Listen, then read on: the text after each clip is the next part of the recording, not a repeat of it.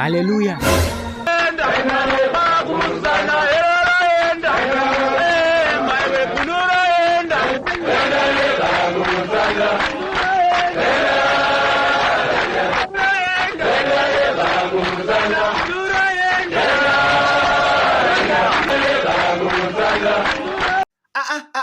Nhasi andine kuuya nekuinda kwemabhunu iyi. Andine kuuya nenyaya dzamakajaira idzi. Ndauya neimwe nyaya yamambo. Vaizikanwa vari mambo. Aiwa, vairudunu rendandi. Vekugerwe pakati apa. Kunzi vogerwa vozore veselini apa. Ivavo vanonzi vharazipi.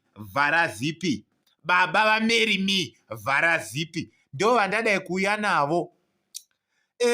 Baba ava vazosvike pane chimwe chaunga chevanhu vane rimwe zimota zibango. Maiwe. Ende mota yakanaka iyi. Vasvika nebango pachaunga chevanhu ende zvimajokisi zvavapinda nazvoka zvonakidza but kunopera kwazvo.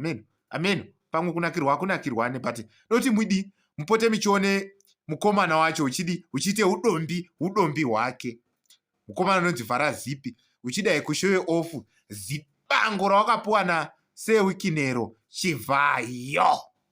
Chimuonei ndiye uyu.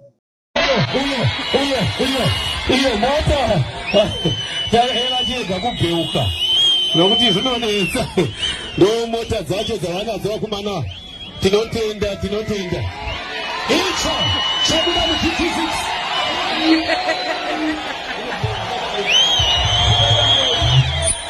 ndinonzi mafia kureva right. Andimunona nhasi ngendaa naye mari zvacho vane ground ka ngorova madhongi mukazomboona kuti ingoroketi pasati tipaya nhasi masamba akasiyana tira GT6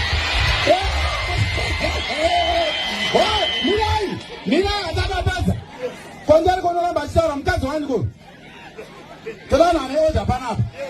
Vision 2030 yapresident ED Mnangagwa, Dr. ED Mnangagwa ndekuti tipinde pa-upper middle income economy by 2030. Asi yatotanga izvezvi.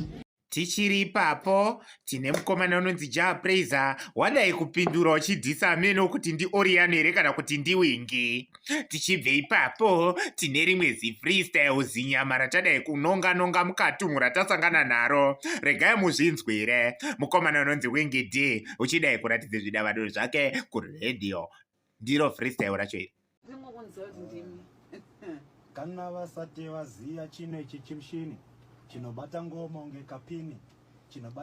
unge kapini achide zvemajokisi Mr. Bean utsupa munhu piyere kadhini robha rayera paskini polisi rotenderera pasini chiridza sarina nachibvunza chini pakandwa tegas panike kostini vanhu vapinda chando ngenyika yaqueen xenophobia yakaudwa neTheZulu King asi kutaura Shaka 17 Shaka ndewekuma 17. Haleluya.